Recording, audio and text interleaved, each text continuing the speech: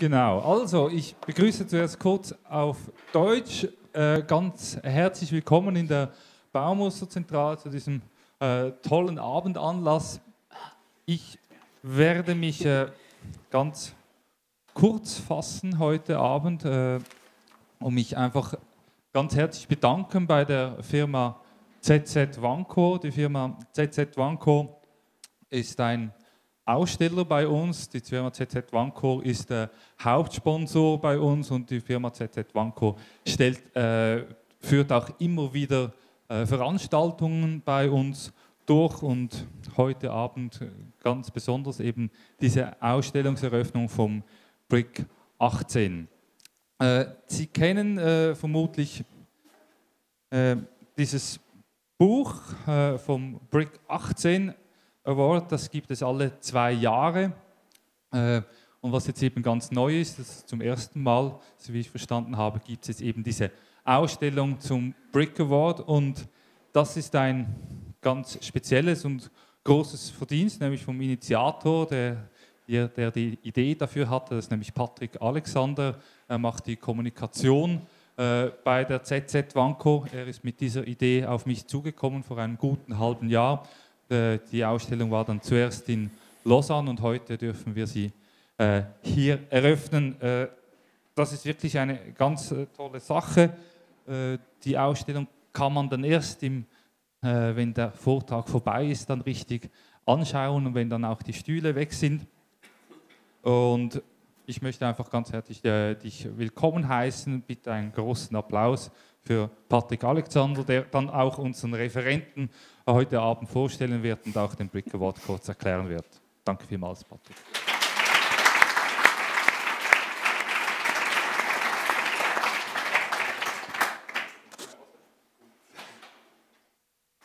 Also, ich will Sie nicht lange aufhalten, weil der Hauptpunkt heute Abend sitzt hier.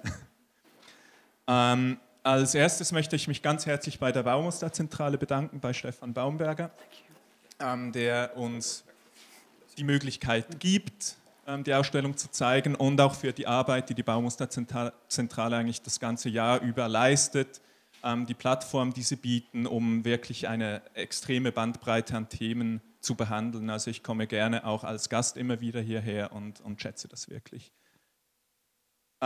Zur Ausstellung selber. Das ist die 8. Ausgabe mittlerweile des Brick Awards.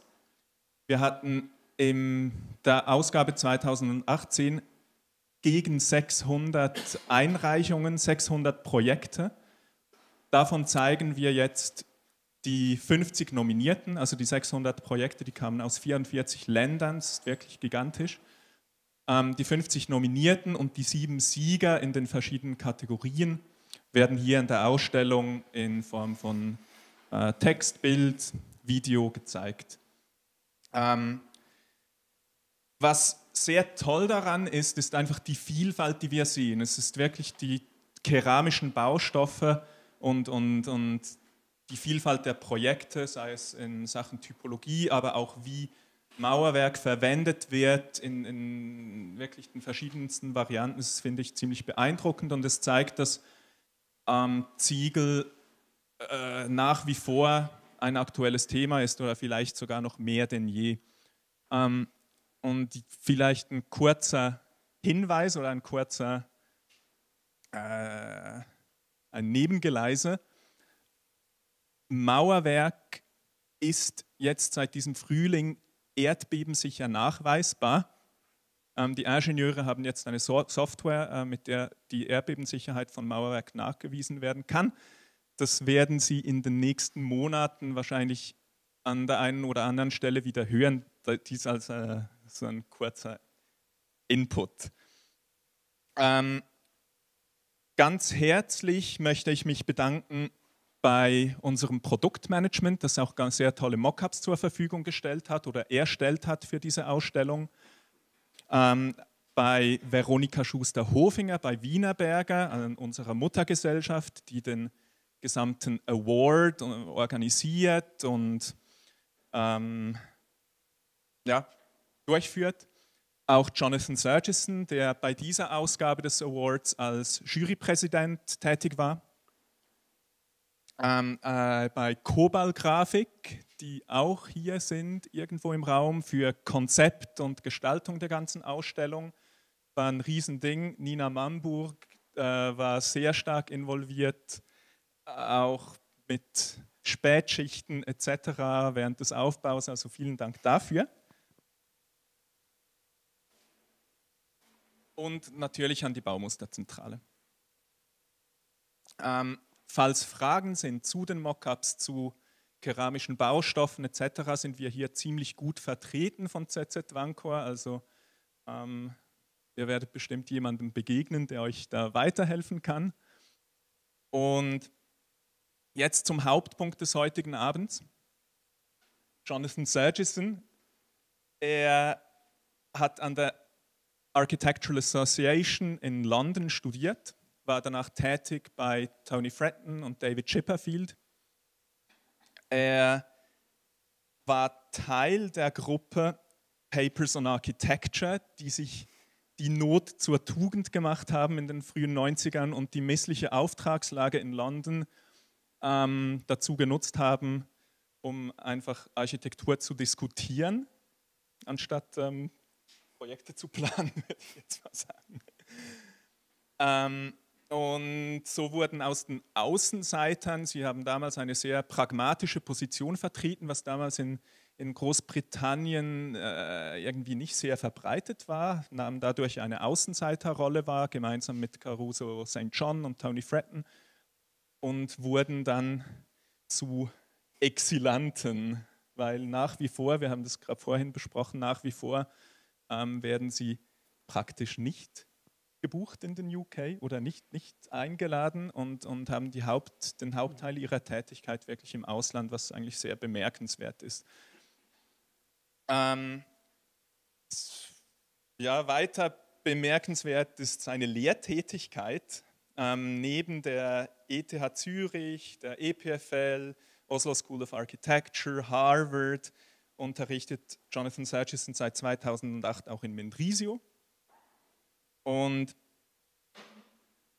ist eigentlich während seiner ganzen Tätigkeit immer wieder stark mit Mauerwerk beschäftigt gewesen.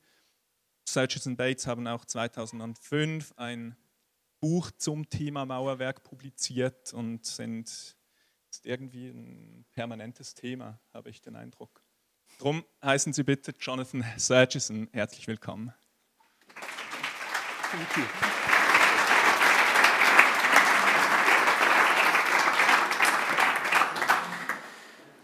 Well, firstly, many thanks for such a kind and generous introduction, which makes me feel ever so slightly nostalgic. It's really a pleasure to be in this room again, but this time I feel a bit more pressure. Patrick, many thanks for the invitation, and also to Stefan for his words of introduction. So, I realized that not exactly the last time I gave a lecture in Zurich, but the last time I gave a lecture on the theme of brickwork was in 2005, which was at the end of a period when Stephen Bates and I were guest professors at ETH Zurich. And that is almost 15 years ago, and we still retain a fascination with the possibilities of building with this extraordinary material. The exhibition, which was associated with this lecture in 2005, traveled quite widely after its first outing in Zurich, and I think at the end of it we could be described somehow as brick nerds. So this lecture, I would like to organize it around three parts. The first deals with perhaps my own more personal appreciation of the culture of brick building. As a second part, I would like to say a few words, and it connects to that point about being the president of the 2018 Wienerberger Brick Awards that I presided over, to say something about the decisions that we took. And what I cannot say anything about is my recent experience from a couple of weeks ago for the last cycle of Brick Awards. And then the third part of my talk will, this table is very wobbly, will look, and this will be the main focus of the lecture. We'll talk about our own work and more recent projects that have worked with forms of brick construction.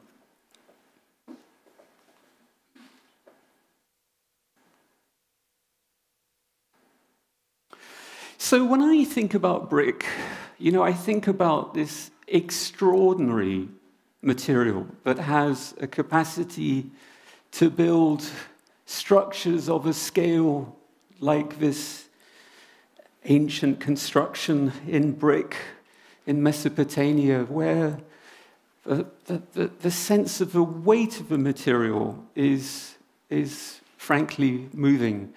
The relationship between what is made by man and what is terrain, what is ground, is seemingly equivalent. And in this country, one can still talk about the manufacture and the making of bricks. This was a brickworks that I had the pleasure of visiting earlier this year.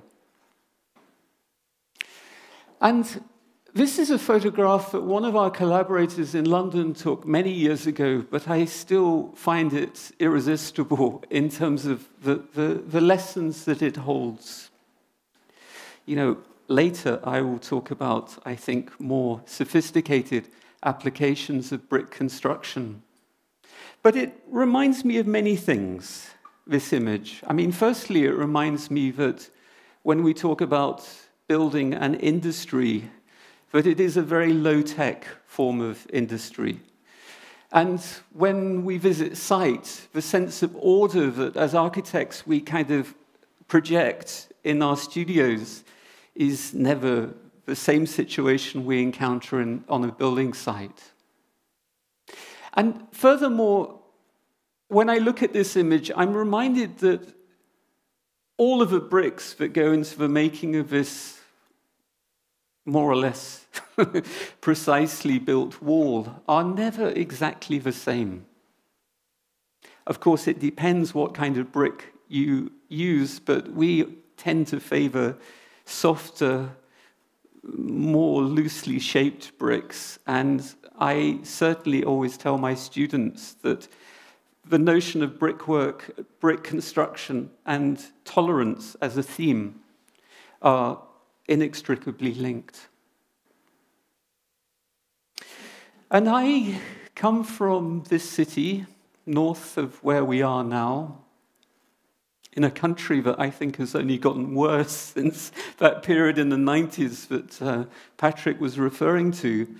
But it is a city that was built around the employment of one predominant building material, brick. And I would always say that if you live in London and you have an aversion to bricks, it must be a torture. But I have another relationship to brick. I am frankly fascinated by it. And so much so that the house, the building that you can see in this image is the home of our London studio. We occupy this house, this building in central London, which is made of brick, as is this building, by the way. And my walks through London are always reminding me of the presence of brick and the sense in which London is urbanistically a wonderfully loose fit and complex urban situation. And then there are rare moments of order. For example, the period of building, the Georgian period, as it's referred to in English history, resulted in, I think, one of the best contributions to English architecture, the English terraced house. And the terraced house has a history that I don't have the time to fully explain now. But the making of this street was an act that was undertaken not by one party, but many parties, but where there was a need to conform to the imposition of what is known in English as a copybook, the rules by which you could make the house. And it's a small detail, but it connects to this theme of brickwork, that when these houses were made, their weathering was artificially brought forward. And there was a process of washing with soot, the stuff that comes from chimneys, on the surface of a wall to make it darker before 50 years of London pollution would do the same job. And the result of that is, I think, a wonderfully sober appearance that the buildings have. You're reminded that you're in the Protestant world when you look at these houses. And then a rather pragmatic approach in terms of the making of the windows, because experience showed that when the window assembly was close to the front, a house that caught fire, its neighbor would quite quickly catch fire. So the building regulations imposed the need to set back the sash window assemblies. And later on, it was discovered that by painting in very reflective gloss paint, light would reflect into the rooms of the house. And I look at this housing with always a sense of fascination. You know, now many of these houses aren't used as they were in their original intention as the homes of rather large families. But in fact, they become hotels, subdivided into smaller apartments. And indeed, the school that I studied in London is 3 terrace houses knocked into one. And here it is. But you can see also traces of repair in the brickwork, this sort of sense of the need to repair and the explicit display of that in the brickwork. For me, this isn't a failure. This is really the very quality of a brick wall. And at the end of the 19th century, when there was a need to develop ways of building more densely, still brick construction plays its part. This is a social housing project very near our studio.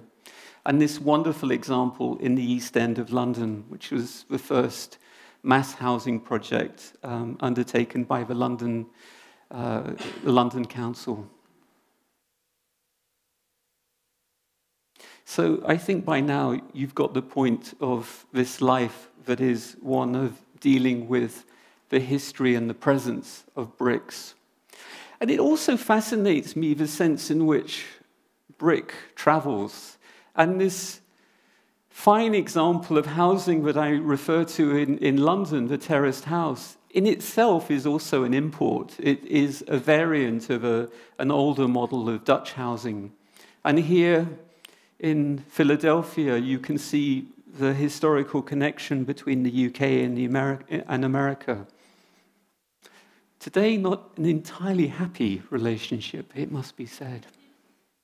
And if I look to Germany, and particularly in the period of the 1920s and 30s, this extraordinary period of confident brick buildings, the expressionist architecture, as it's referred to.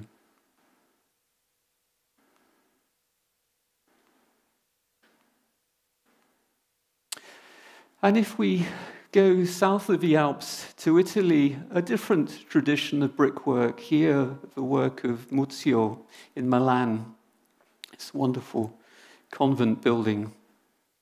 Now, I think I'm stretching a point because really here it's not brickwork, but it's tiling, but it's still exploring the same clay base. Or in a Scandinavian context, in the city of Copenhagen, Kai Fisker's work and Paul Baumann as another protagonist of large-scale brick constructions, the making of new city blocks, with a kind of wonderful acceptance of the theme of repetition. And this city, it's not possible to say that it has the same brick heritage as the cities that I've referred to, but I look with a great deal of fascination at on the rare occasions when I encounter brick buildings. And one of the things that I find particularly fascinating, from the back it would be impossible to see what I'm about to say, but often the bricks are turned so you have coursing, which is only headers, which I've only seen in this context. And predominantly two types of brick that you encounter in Zurich, an ochre brick and selectively these red bricks. I mean, forgive me, I'm telling you things about your own culture, and I make no pretense to say that I know more about it. But what I would say is that there are a few contemporary examples of brick construction. For example, this marvelous project by the Basel Office of Diener and Diener, the Vartek project, which I think is a very, very accurate contemporary examination of brick construction.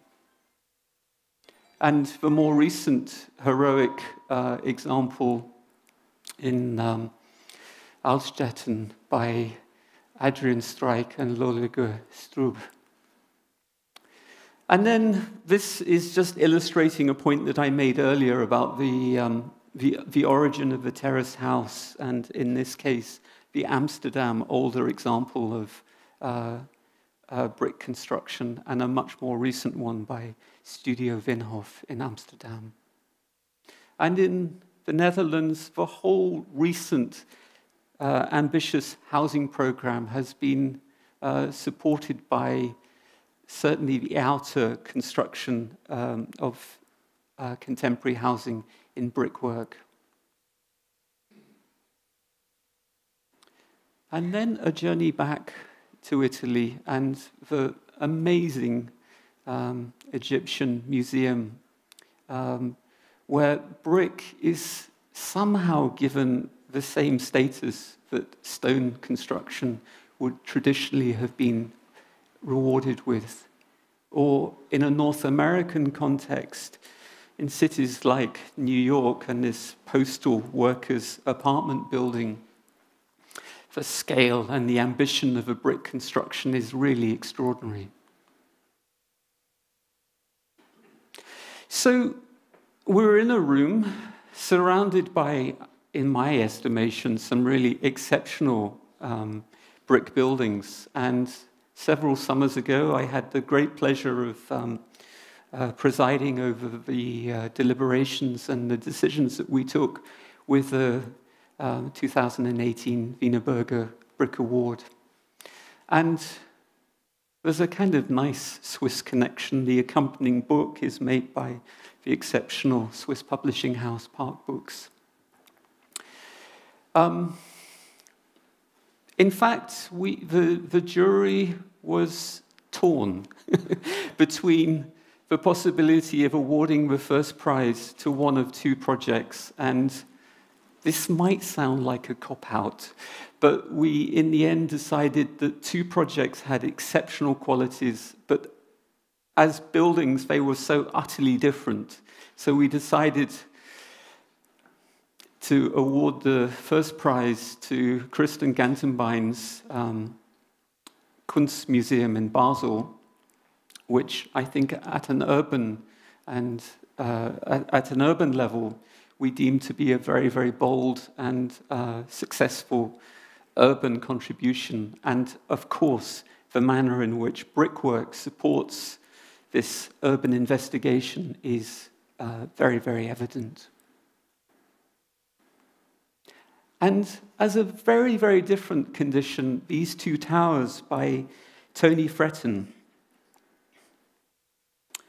my former boss and friend.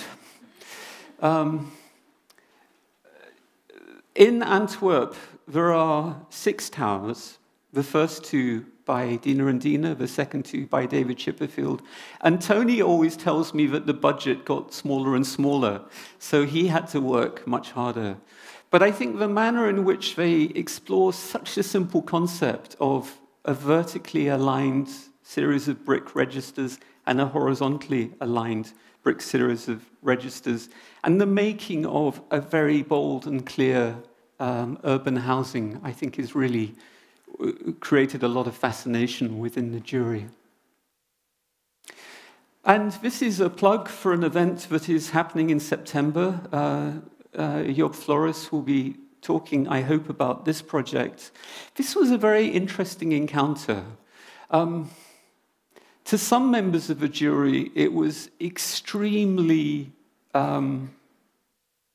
difficult to persuade them that this building was not banal. But I found myself, the more I looked at it, the more I saw that every decision was an intelligent architectural decision. And I think it is a very low-cost house, as I understand it, made for a graphic designer. This is another project in the Netherlands. It's by Hans van der Heyden, and an office building we put as a shortlisted project by Max Doodler, who I know is very active in this city, and so on and so forth. This was a very interesting example of reuse, we felt, and the sort of explicit way in which the blocks that remake this public building and the older fragments, we felt that it was a very interesting theme. And then this intriguing project from Vietnam. The great thing about being involved in this award on 2 occasions is that building in brick is not a European concern. The entries are from really very, very many corners of the world. And I think in the last round, more so than the session in 2017. And much closer to home, this school by Roger Bolzhauser's office, and another Swiss entry in Uster. And finally, the project that made its way onto the cover of the book, a chapel in Argentina. Okay, so that's the hors d'oeuvre, and more. So, since that exhibition that I referred to, we have found ourselves, I think, building upon a knowledge of how it is possible to build in brick. And the thing that has to be said really at the outset is that to build in brick, it should always make sense that one would build in brick. There are places in the world, and even places in this country, where it wouldn't be perhaps the first choice. For example, when we built in Geneva, we never asked ourselves how we would build a brick building in Geneva. That seemed like a stupid place to start. But this is a project that I'll return to in a moment. And since that exhibition, we have increasingly found ourselves working in Belgium, which again has a very, very strong and established brick culture. And in fact, what we've discovered through the exposure to that culture, and this is an elderly housing project that I'll touch upon later again, is that in Belgium, when you make a brick wall, it's a 2-stage operation. In the first moment, a mason lays the bricks, sets them out truly with the correct spacing and everything else. And then as a second process that comes later on, someone else who has the expertise and skill deals with the pointing, the application of the mortar to create the joints. And this is really different to how you build in the UK. I can only conclude that this is a much better way of building, because otherwise the bricklayer is having to it's like sort of cooking two dishes at the same time. And this is another technique that we've learnt and applied in our projects in Belgium, which the word in English is slurry, where you apply a coating of sand, cement, and lime to create this sort of blurring of the reading of the individuality of a brick. It's actually a technique that we investigated first of all in London, and it really comes from a knowledge of looking at older traditions of brickwork in Scandinavia. And this is a project in this city which is, as you can see, nearing completion. It's our first brick building in Switzerland, and it's our first brick building in Zurich.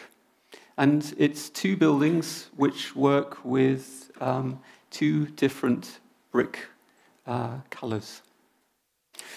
I really like this sketch. It's by Stephen. It was a sketch that captures a conversation we were having about how to organize a shift in alignment in brick. It talks about that sense of you start with the brick and then you think about how the next brick goes with it.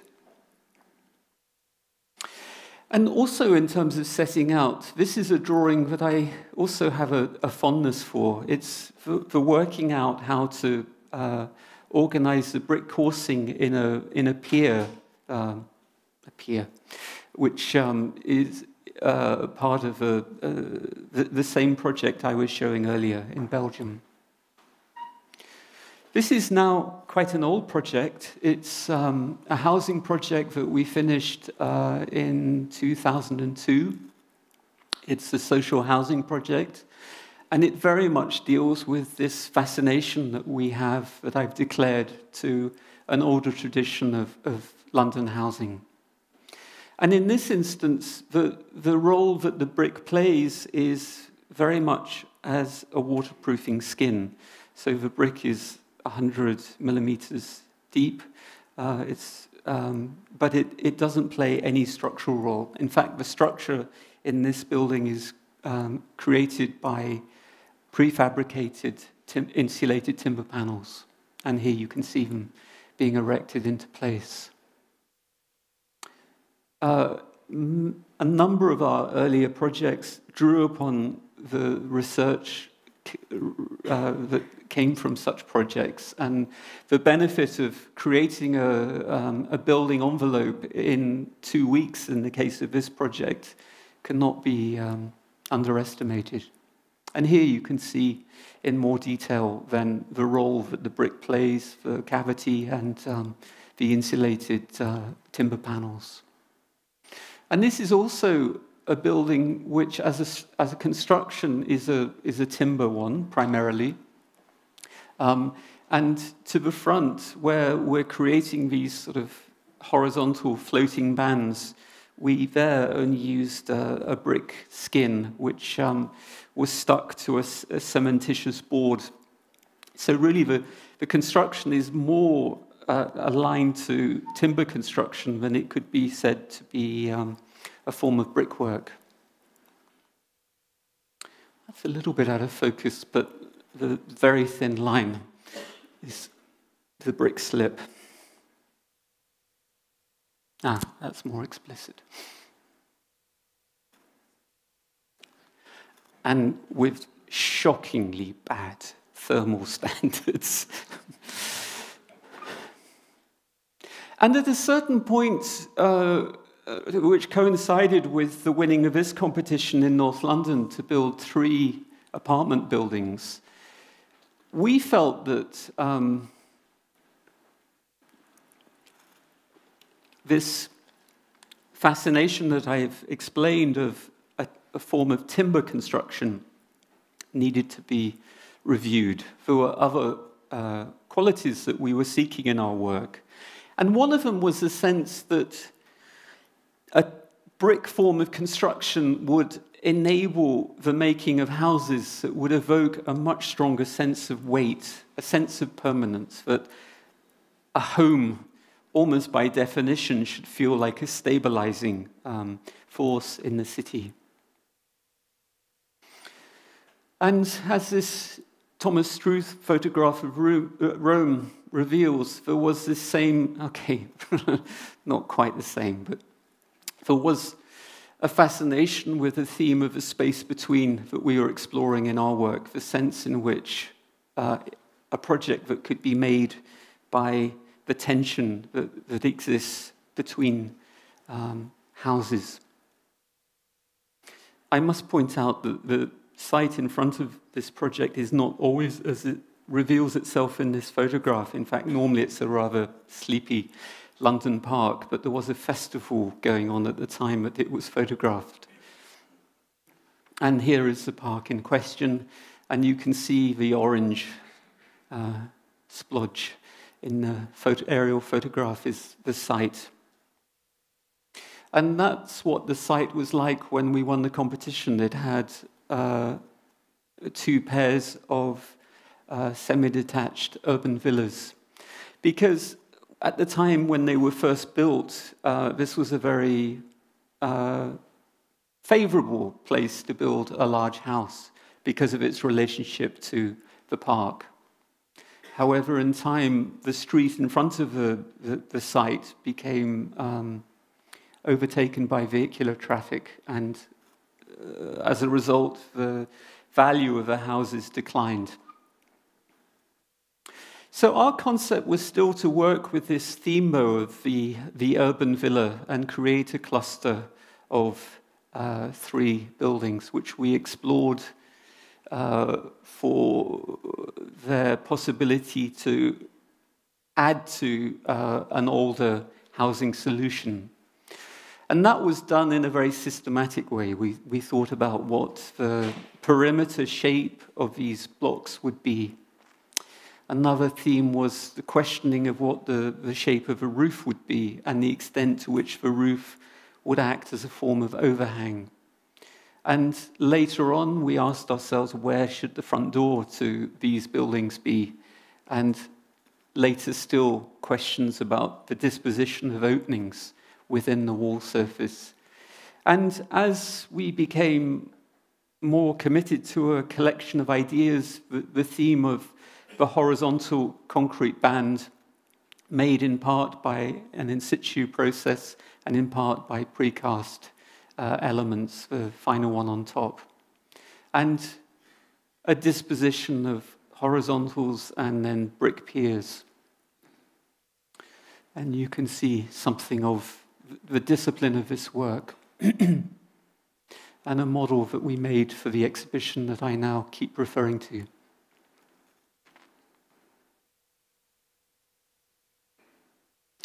And a drawing like this, as a study, we always enjoy in the studio because it's an unwrapped elevation of one of these houses, but it helps us organize the precise positioning of openings around corners. In other words, here is a corner, and the decision to place a window close to the corner on one side gives it a certain tightness, which is then compensated by a larger surface of brick on the other corner.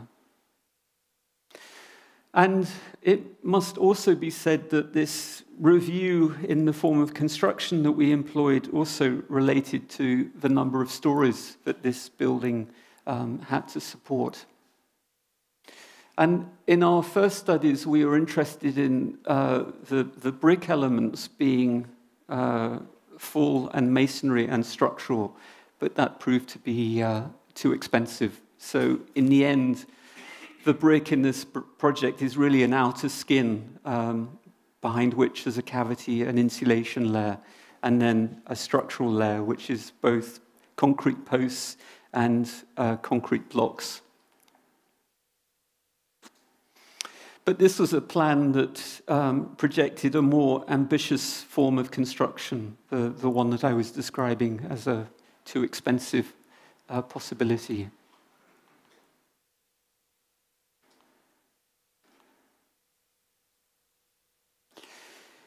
Now, many years later, we won another competition in North London to build affordable housing. And this project in Hampstead is now nearing completion. Typologically, it very much draws upon a wonderful building heritage which exists in this part of North London, but it also very much draws upon the mansion block, which is a housing solution that I did show examples of earlier. All of you who know London will know that London is a city that's made from a collection of villages which over time have just become consumed by the urban expansion of the city. But in the case of Hampstead, you can see where the medieval centre of this settlement was, which lies at a high point. And the site for our project is close to the centre of the settlement of Hampstead. Formerly, there was a building that accommodated, it was a student accommodation, not a great building and not very dense.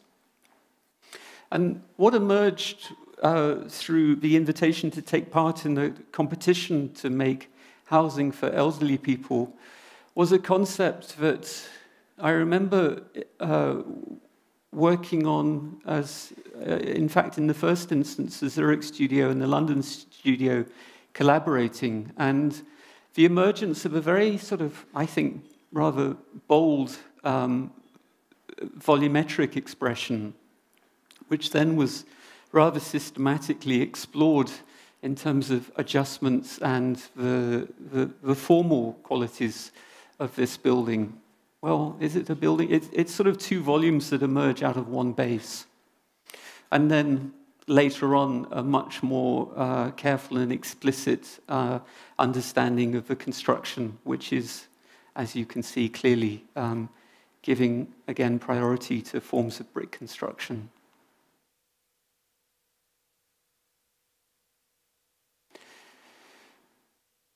Like Zurich, London is a city that is forever facing the need to build more densely. And in this case, I sometimes can't believe that we got planning permission, but I believe in the urban expression of the project. But you can see that there are essentially two registers, one that is more or less giving respect to the older scale of the neighboring buildings, and then two upper floors which bring the necessary density.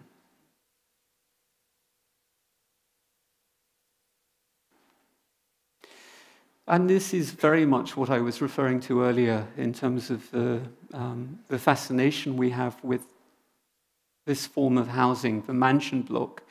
This example by Norman Shaw near the Royal Albert Hall is so ingenious in terms of the way that it works in plan and in section. And sketches became the much more precise later on in terms of the setting out.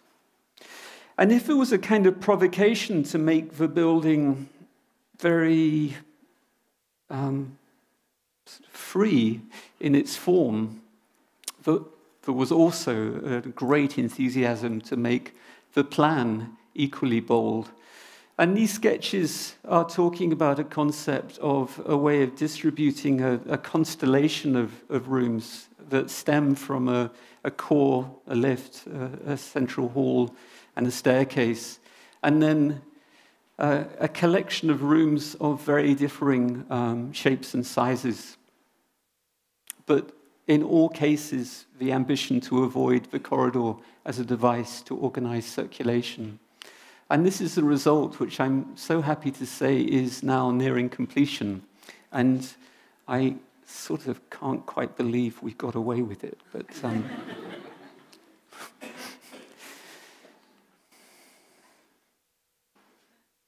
but it must also be said that the encouragement to make such a plan, I think, comes from certainly a fascination with a period of architecture that you can encounter in northern Italy in the 50s and 60s, and to some extent in the Iberian Peninsula. So this is a photograph of nearly completed project, and the manner in which it now establishes these relationships to the existing context.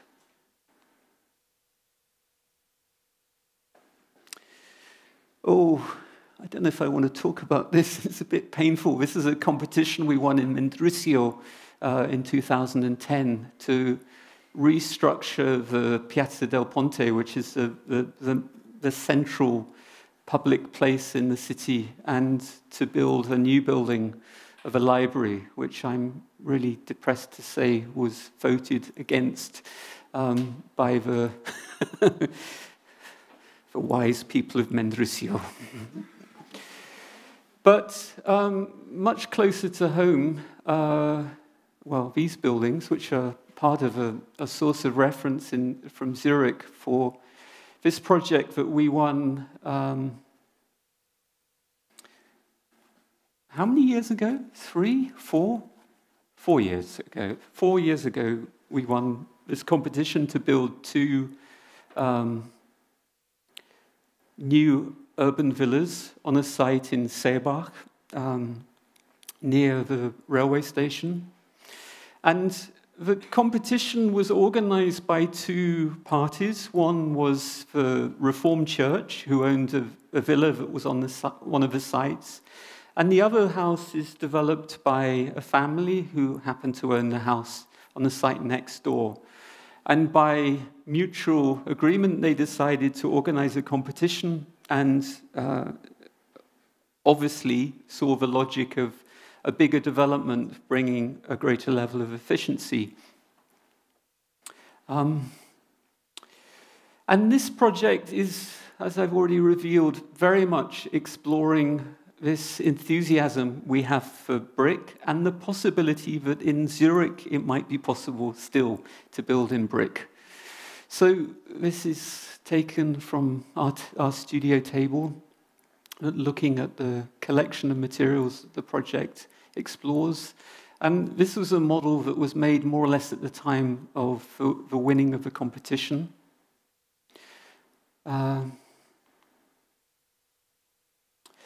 Competition, stiff competition, Thomas, and sketches that begin to explore something of one of the key themes that the project looks at, which is, again, this fascination with the space between.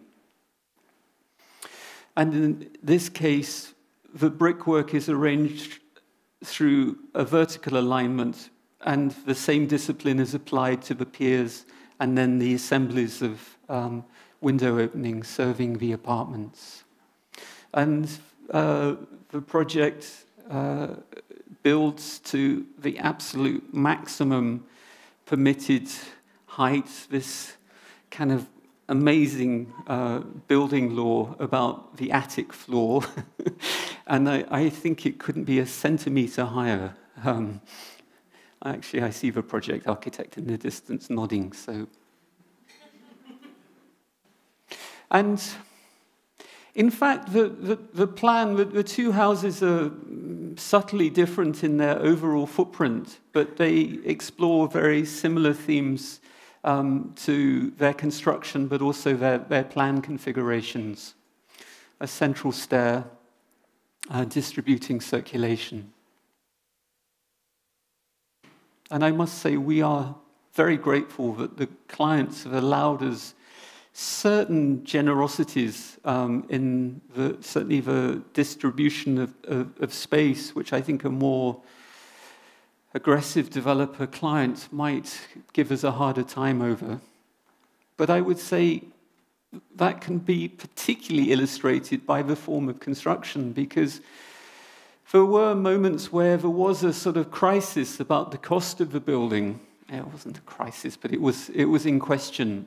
And it would be certainly true to say that these facades would be quite a lot cheaper if they were built from render, from puts. And our client said, no, the brick is important, and we feel that it's also important to build 2 buildings that we know will not need maintaining and will get get better with time, which for me is a very kind of wonderful understanding that one can always apply to the logic of building in brickwork. And here, Michael and Jonas's sketches of the organization of the facades. And this point that I was making earlier about the distribution of circulation and the kind of neighborly relationships that the space between the two houses explores. And photographs that were taken ever so recently of now the brick facades, the brick and precast concrete facades nearing completion, and how in the lower registers we explore a more profiled brick expression, and the upper parts flatter. And how interesting it is to tell builders that we want mortar to be flat, which you've probably realized is a particular fascination. The other building is made from this darker brick. It's sort of wonderfully clay, and this is an image of an interior which actually is now pretty much visible as a completed space. A couple of summers ago, we won this competition in Arbon, the city to the east of Switzerland, you all know. And it's to make a new urban block, which comprises of a mixed program, including retail spaces on the ground floor, on the first floor, predominantly non-residential use, and then 4 higher elements which accommodate housing. And the neighboring building, the situation of this project is right by the station in Arbon, and the Hummel building, which is a really fine expressionist brick building, forms a really welcome neighbor. And the emergence of a kind of facade language, which we are still interested in exploring as a form of brick construction. It might sound like I don't know, but this project is going through that lengthy process of the urban plan needing to be approved.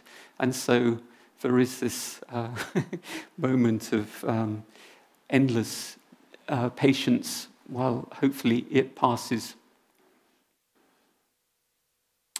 And then, again, back to Belgium, a public building in this case, a competition we won to extend what was formerly a 19th century school building and to make it the new city library in Blankenberge, a city that's on the Belgium coast, with, in the bottom corner of this slide, the railway terminus.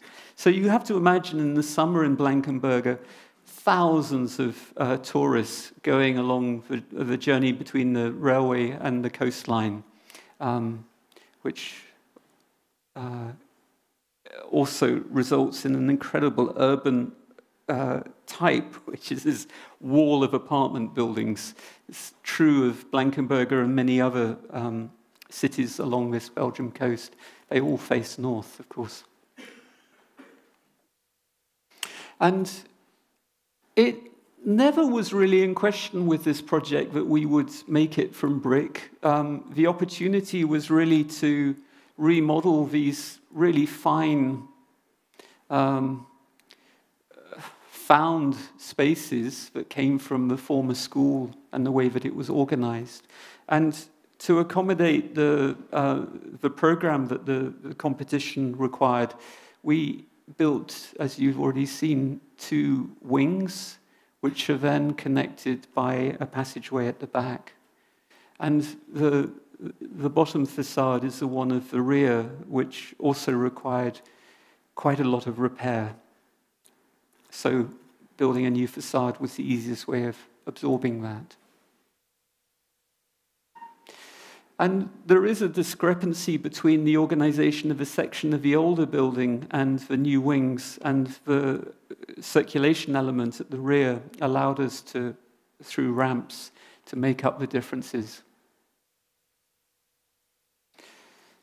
And I've got to say the theme of reuse is one that certainly another lecture in itself, but the question always of, firstly, knowing what it is that you have to work with, and then the myriad of decisions that you take about what you adjust, what you keep, and what you also take away. So those last two slides are the condition of the building and in its completed state. And I remember when we were working on this project, a Belgian collaborator saying to us, all of the projects seem to have concrete horizontals and brick piers, so you're just going to keep doing that. And well, you can see we haven't just kept doing it, but I like the provocation.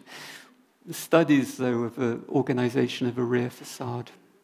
And this device of a solid panel enables the ramp to be independent of the reading of the rear outer facade.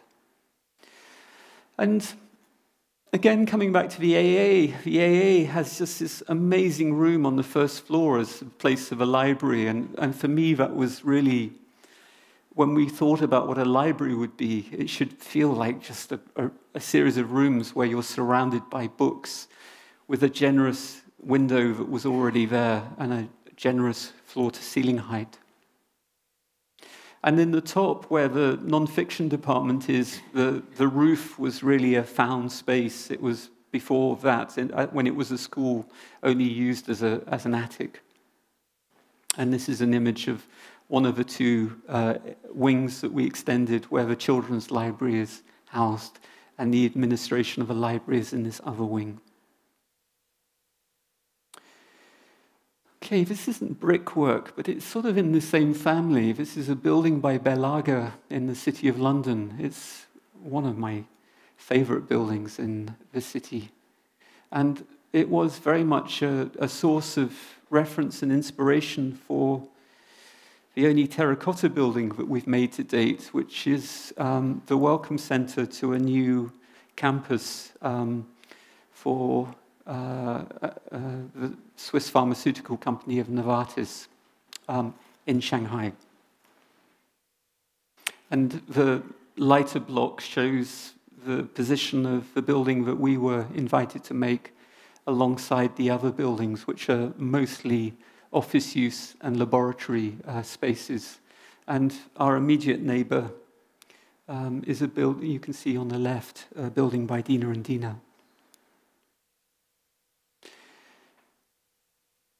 And this was a photograph of a building that we saw on our first trip to Shanghai, and the difficulty of trying to find something from an architectural culture that you feel very distant to, and how excited we were when we saw that there was a tradition of building in clay, which, of course, we could connect to Berlage, but also in the case of the Natural History Museum in London, this work of Alfred Waterhouse. Back to Belgium, an elderly housing project, and then a more recently completed one in a small settlement in Flanders, where this rather large building, in relation to certainly its immediate neighbors, developed a strategy of where we worked hard to break the volumes down. And it was a planning condition, but the need to work with a pitch roof was something that we really enjoyed by repeating it again and again. And as a model, you can see that this pitch roof becomes an extruded form, which is different depending on the orientation. And the plan is organized through an act of sort of cutting into that form, be it as courtyards or as outer opening spaces. Yeah, this model perhaps explains that much more carefully. And a project that we won many years ago as a competition, and now we're really working on quite more seriously. And again, another elderly housing project, and again in Belgium, but a different part of Belgium. And again, the same fascination with forms of brick construction. Why? Because in this case, we're drawing upon the qualities of the immediate neighboring buildings, which in this case, one of them is a church, which works with these sort of buttresses. So you can see the overall disposition of two larger volumes. And then finally, a small project in the south of England, which looks at the theme of the house, or in fact, the double house. And through our Belgium experience, we knew that there was a making of bricks that we could draw upon, which we were finding we couldn't do in the UK. And I know it's a bit problematic to bring bricks a certain distance from where they're made, but I think, you know, Wienerberger would agree, wouldn't it? That it's always, when you make a brick building, you find the best brick. And then things start. And here, but I must say, these bricks, normally Belgian bricklayers are used to laying them, and English bricklayers complained endlessly because they were just a bit sort of vernacular, and that was very much a quality that we liked in them.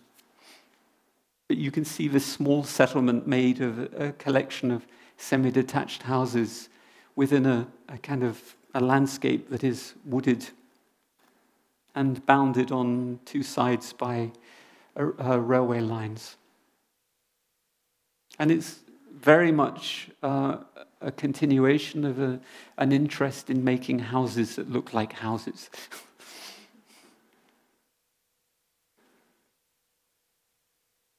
Why is it that always sites have these constraints? Yeah, sort of every competition is always noise is a focus.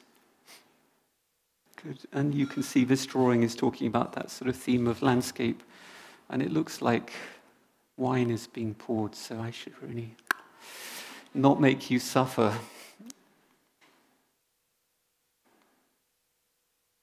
Good. So finally, a couple of images that show then the character of this settlement, where wherever possible we were careful to keep existing mature trees, because a mature tree brings to a new place oldness or a sense of maturity.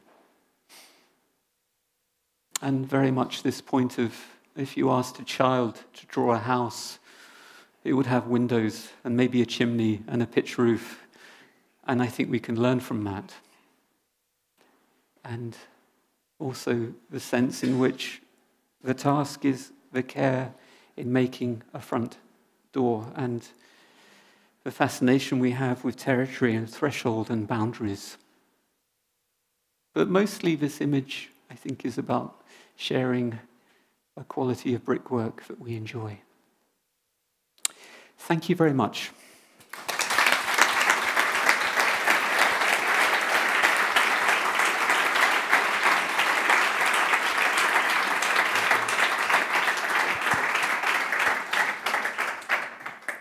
Well, Jonathan, I can assure you nobody was suffering at all during this lecture.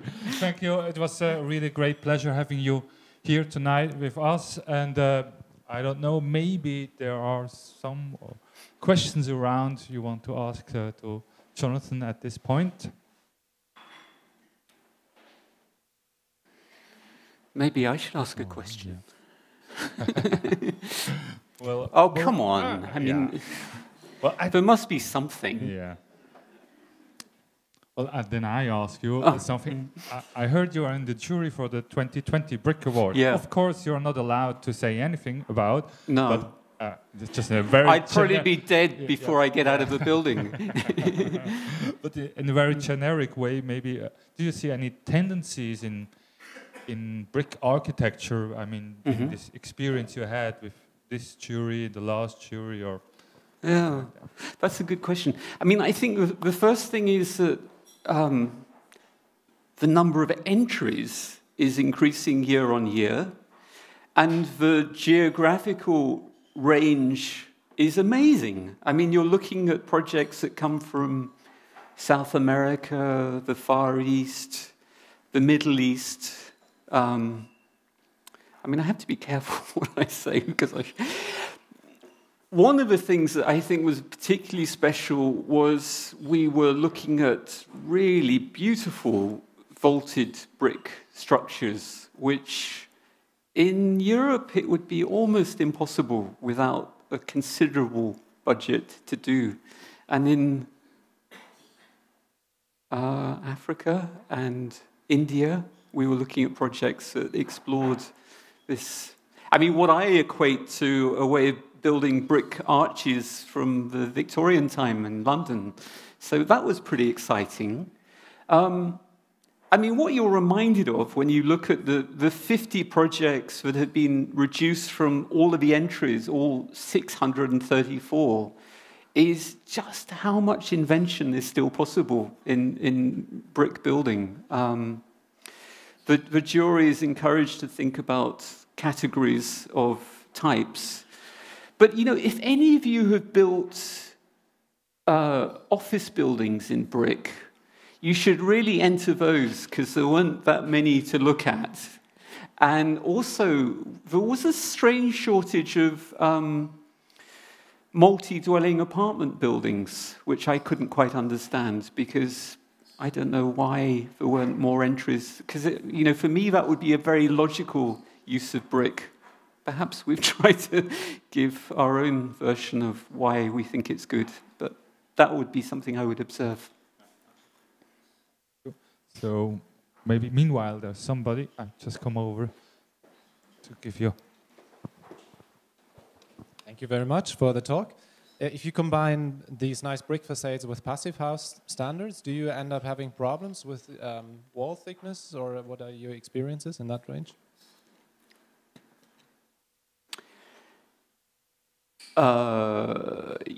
Yes, the overall thickness does get more substantial.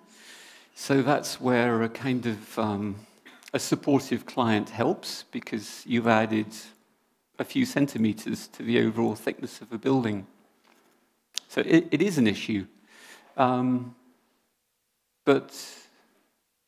then one talks about qualities, I hope, because the result is a wall that feels substantial, you know, that the slight increase of depth I would see as a quality.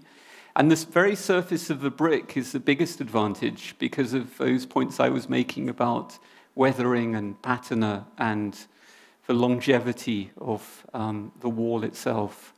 But you're right, it is not the most efficient way of building the thickness of a wall to the thermal environmental standards that one should also take account of.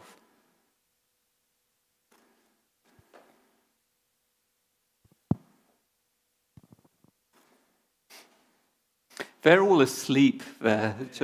Look.